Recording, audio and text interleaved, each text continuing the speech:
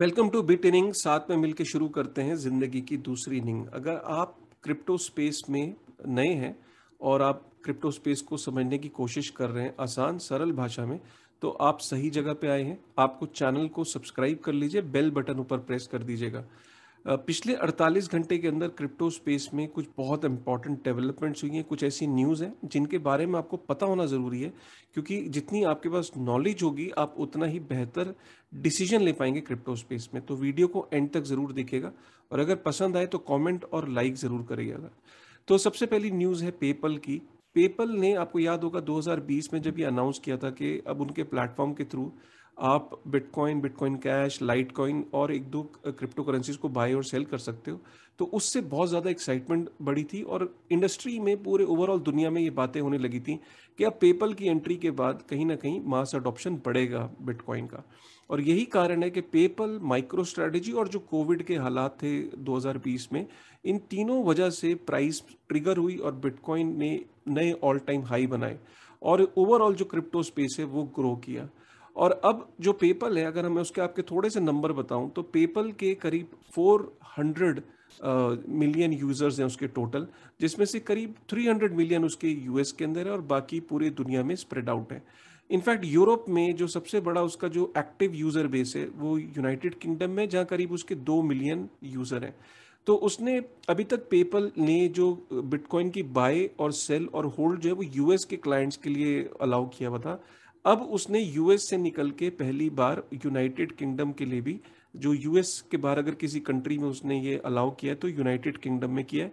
अब United kingdom में भी वहाँ पे जो 2 मिलियन एक्टिव यूजर्स हैं पेपल के, वो क्रिप्टो को बाय, सेल और होल्ड कर सकते हैं। इनफैक्ट जो सुनने में ये आ रहा है कि पेपल आने वाले समय में विड्रॉल भी आप कर सकते हो वहाँ से अपने क्रिप्टो का।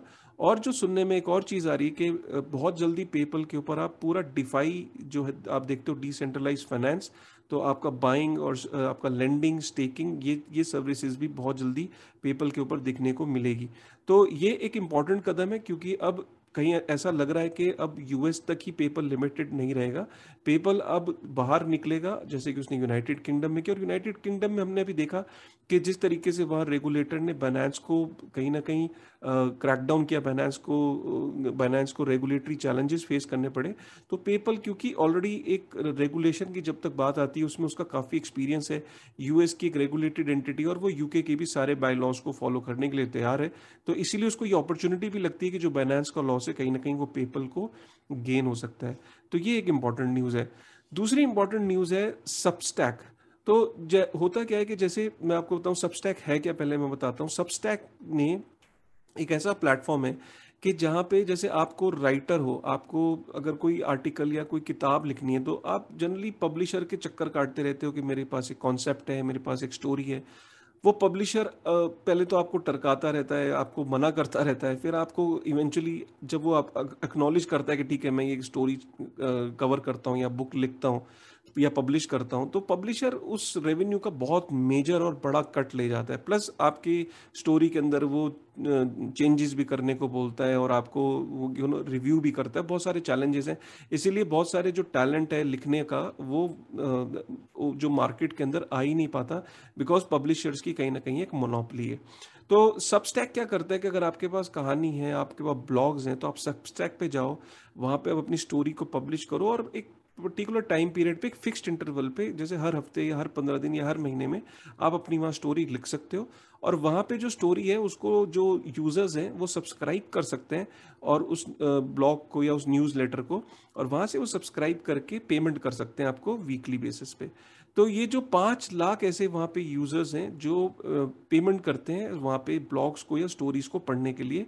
तो पहले ये 5 लाख लोग आपके ट्रेडिशनल मेथड से पेमेंट करते थे, लेकिन अब वहाँ पे जो 5 लाख लोग हैं, ये बिटकॉइन के थ्रू भी पेमेंट कर सकते हैं। अब आप सोच रहे हो कि बिटकॉइन तो स्लो है, बिटकॉइन के थ्रू कैसे पेमेंट कर पाएंगे और माइक्रो पेमेंट कैसे हो पाएगी 10-15 डॉलर की।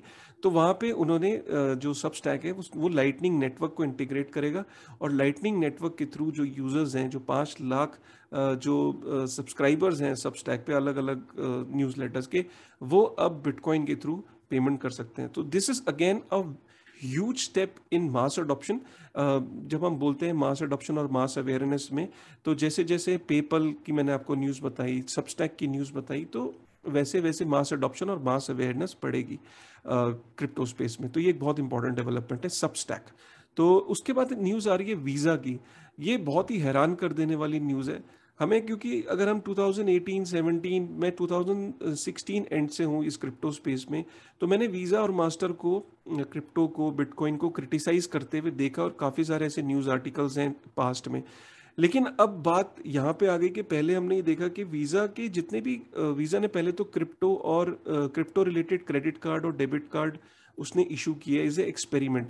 फिर उसने ये बोला कि वीज़ा ने कि जनवरी के पहले क्वार्टर में, पहले 6 महीने में 1 बिलियन US डॉलर की जो ट्रांजैक्शन जो है वो क्रिप्टो रिलेटेड डेबिट कार्ड और क्रेडिट कार्ड पे हुई। तो 1 बिलियन US डॉलर का वॉल्यूम देखा गया क्रिप्टो रिलेटेड डेबिट और क्रेडिट कार्ड में। पहले तो उसने ये न्यूज़ आई, तो इससे ये पता लगा कि वीज़ा और मास्टर अब कहीं ना कहीं क्रिप्टो को पूरी तरीके से वो एम्ब्रेस कर चुके हैं, और अब इसके ऊपर वो डिफरेंट डिफरेंट प्रोडक्ट्स और इसको एक्सप्लोर करेंगे इसके ऊपर। और अब जो लेटेस्ट न्यूज़ ये आई कि सिर्फ वो एक्सप्लोर ही नहीं करेंगे, इनफैक्ट वो उन्होंने एनएफटी के अंदर भी इन्वेस्ट करा। 1.5 लाख US डॉलर में उन्होंने क्रिप्टो पंक की एक एनएफटी ली, जो कि अगर हम नॉर्मली किसी यूजर को दिखाएं तो कहेगा ये तो जेपीजी फाइल है, बट एनएफटी को उन्होंने बाय किया। इससे ही पता लगता है कि वीजा ने टोटली, वो सिर्फ किसी एक पर्टिकुलर एस्पेक्ट को नहीं अपनाना चाह रही। आज उसने एनएफटी को बाय किया, कल को हो सकता है पूरे के पूरे डिफाई का जो सिस्टम है, डिफाई को एक्सेप्ट करके डिफाई को मेन स्ट्रीम कर दे। तो इससे ये पता लगता है कि ये बहुत ही हैरान कर देने वाली न्यूज़ भी है, क्योंकि एनएफटी एक बहुत ही नेसेंट और नई एक इवॉल्व होती हुई स्पेस है। इतनी जल्दी तो इंटरेस्ट बिटकॉइन के अंदर भी उनको आने में उन्होंने 9 साल लिए थे, बिटकॉइन को एक्सेप्ट करने में कि हाँ नहीं, bitcoin is here to stay. But NFT को जितनी जल्दी वीज़ा ने एम्ब्रेस किया, ये एनएफटी के लिए एक बहुत बड़ा एडवर्टीजमेंट है। बहुत सारे जो बड़ी बड़ी कॉरपोरेट्स हैं, फैमिलीज हैं, कई फैमिली बिजनेसेस हैं, वो अपनी वेल्थ को कहीं ना कहीं आर्ट के अंदर, पहले वो रखते थे मोनालिसा या ऐसी कई सारी पेंटिंग्स को बाय करते थे, अब हो सकता है वो डिजिटल स्पेस में एनएफटी को बाय करें, क्योंकि वीज़ा की स्टैंपिंग के बाद तो कहीं ना कहीं उनको भी ये कॉन्फिडेंस आ जाएगा कि NFT is here to stay. तो जो बहुत, जैसे क्रिप्टो पंक क्यों इतनी महंगी है, 1.5 लाख US डॉलर में क्यों गई, क्योंकि क्रिप्टो पंक 2017 में one of those initial NFTs थी जो इथेरियम पे आई थी। तो पुरानी होने की वजह से इसके अंदर जो इंटरेस्ट है लोगों का, क्योंकि और जो रेयर है, तो उसकी तरफ रुझान लोग जो है वो ज़्यादा है। तो इसके बाद हम चलते हैं डिलॉयट। डिलॉयट, अगर आपको बताऊं, डिलॉयट की एक न्यूज़ आ रही है। डिलॉयट ने एक सर्वे किया जिसमें करीब उसने 1,000 प्रोफेशनल्स का उसने मतलब एक सर्वे करा। अब डिलॉयट को क्या है, तो डिलॉयट एक बिग फोर, आपने सुना होगा, कंसल्टेंसी फर्म है दुनिया में, KPMG, EY, PwC और डिलॉयट। अब ये दुनिया की 4 टॉप कंसल्टेंसी फर्म्स हैं। अब इनमें से अब जो डिलॉयट ने एक सर्वे किया दुनिया के टॉप 1,000 प्रोफेशनल्स का, फाइनेंस प्रोफेशनल्स का, और उनसे क्रिप्टो के पर्सपेक्टिव के बारे में पूछा। तो उस सर्वे में कुछ 1280 लोगों ने पार्टिसिपेट किया, और जो सर्वे के अंदर जो इंपॉर्टेंट फाइंडिंग्स है मैं आपको बता देता हूँ। 73% फाइनेंस प्रोफेशनल्स का ये कहना था कि अगर उनकी कंपनी ने जल्दी ही क्रिप्टो को और ब्लॉकचेन को एक्सेप्ट नहीं किया, एम्ब्रेस नहीं किया इस टेक्नोलॉजी को अपने सिस्टम के अंदर, अपनी कंपनी के अंदर, तो वो एक कॉम्पिटिटिव एडवांटेज लूज कर देंगे, और अगर उनके कंपटीशन नहीं एक्सेप्ट कर लिया तो they will lose the advantage. 76% finance professionals का ये कहना है कि डिजिटल एसेट जो है वो एक अगले 5 से 10 साल में एक स्ट्रॉन्ग ऑल्टरनेटिव की तरह आएंगी, जो एग्जिस्टिंग फियाट करेंसीज हैं, जो उसको हो सकता है ये रिप्लेस भी कर दें अगले 10 साल के अंदर। तो ये 76%। बाय द वे, ये फाइनेंस प्रोफेशनल्स कोई छोटे मोटे फाइनेंस प्रोफेशनल्स नहीं, ये कंपनी के CEOs, फाउंडर्स, ये उस लेवल पे ये सर्वे हुआ है। और 43% फाइनेंस प्रोफेशनल्स का ये कहना था कि उनकी कंपनी के अंदर अगर सबसे पहले क्रिप्टो का यूज़ होगा तो वो एज अ पेमेंट की तरह वो they will try to implement it. And 44 to 45% लोगों का कहना है कि वो डिफाई को जो है वो अपनी सिस्टम के अंदर वो इनकलकेट कर सकते हैं, इंट्रोड्यूस कर सकते हैं। और एक इम्पॉर्टेंट खबर माइनिंग, बिटकॉइन माइनिंग से आ रही है कि जिसमें जैक डॉर्से ने पब्लिक फोरम जो कि ट्विटर है उसके ऊपर ये एक्नॉलेज किया कि वो माइनिंग, बिटकॉइन की माइनिंग एक्सप्लोर कर रहा है। इनफैक्ट वो ऑलरेडी ही हैज़ ऑलरेडी स्टार्टेड, बट उसने एक एक्सपेरिमेंट के तौर पे ही has began his journey in bitcoin mining, और वो आगे आगे इसको ही want to take it at a next level. तो आप इससे अंदाज़ा लगाओ कि आज जैक डॉर्से बिटकॉइन की माइनिंग कर रहा है, मतलब दिस इज लाइक फिनोमिनल। तो कल को क्या फेसबुक का फाउंडर या एप्पल या गूगल क्या ये बिटकॉइन की माइनिंग नहीं करेंगे? आई थिंक ये तो, मैं आपको बताऊं, बिटकॉइन की माइनिंग के अंदर ऐसे ऐसे लोग और ऐसी ऐसी कंट्रीज के बीच में कंपटीशन होगा। चाइना ने जो ये जो सबसे बड़ा जिसे कहते हैं कि अपने पैर पे कुल्हाड़ी मारने वाला जो स्टेप था कि बिटकॉइन माइनिंग को अपने यहाँ से उसने क्रैकडाउन किया उसके ऊपर, और बिटकॉइन माइनिंग पूरी दुनिया में स्प्रेड आउट हो गई, जो कि चाइना में सेंट्रलाइज थी। आप कल को देखोगे पूरी दुनिया को ये रियलाइज होगा और वो इसके अंदर होड़ मचेगी। अभी तो कंपनीज के अंदर होड़ मचेगी बिटकॉइन की माइनिंग में as a additional source of revenue. और कहीं ना कहीं वो ट्विटर की जब बैलेंस शीट पे ये दिखेगा कि माइनिंग से कितना इनकम जनरेट हो रही है मतलब जैक डॉर्से को, तो ये बाकी फॉलो जो फाउंडर्स हैं इतनी बड़े बड़े सोशल मीडिया जायंट के, क्या वो पीछे रह जाएंगे? आप खुद सोचो। और इससे एक और अंदाजा लगता है, जैसे हमारे यहाँ जीरोदा है, यूएस के अंदर एक रॉबिनहुड ऐप है। रॉबिनहुड ऐप का ये कहना है कि जब से उन्होंने क्रिप्टो को शुरू किया है, जैसे जीरोदा है, आज जीरोदा अगर क्रिप्टो को शुरू कर दे कि क्रिप्टो भी आप बाय सेल कर सकते हो जीरोदा के थ्रू, तो एक रेवेन्यू आएगा ना जीरोदा को।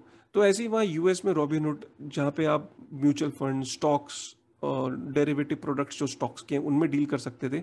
तो वहाँ पे आप उनको जब डील करते थे तो आप सोचो कि जब उन्होंने क्रिप्टो को शुरू किया रॉबिनहुड ने, तो उसका जो 50% से ऊपर जो रेवेन्यू है वो उसका क्रिप्टो से आना शुरू हो गया। तो ये सोचो कि कल को अगर इंडिया के अंदर क्रिप्टो रेगुलेट होता है और जीरोदा के थ्रू आप क्रिप्टो को बाय सेल और होल्ड कर सकते हो, तो सोचो कि जीरोदा का रेवेन्यू कहाँ से कहाँ जाएगा, मतलब उसका जो क्रिप्टो का जो रेवेन्यू शेयरिंग है वो कितना बड़ा होगा। क्योंकि रॉबिनहुड ये कह रहा है कि जब से उन्होंने शुरू किया यूएस में, उनका रेवेन्यू क्रिप्टो से 50% का कंट्रीब्यूशन है क्रिप्टो का। तो ये कुछ इंपॉर्टेंट डेवलपमेंट्स थी, कुछ न्यूज़ थी, आई एम श्योर आपको पसंद आई होंगी। और अगर ऐसी डेवलपमेंट्स, ऐसी न्यूज़ आपको टाइम टू टाइम चाहिए तो प्लीज़ मुझे तभी पता लगेगा जब आप इस वीडियो को लाइक करेंगे। और चैनल पे पहली बार आए, प्लीज़ सब्सक्राइब और बेल बटन ज़रूर प्रेस करिएगा। This helps me and motivates me to bring a better content for you. With this thought, thank you very much. और डिस्क्रिप्शन में, हाँ, टेलीग्राम और ट्विटर है, अगर आपने ट्विटर को फॉलो नहीं किया वो उसको करें और टेलीग्राम को ज्वाइन ज़रूर करें। Thank you very much.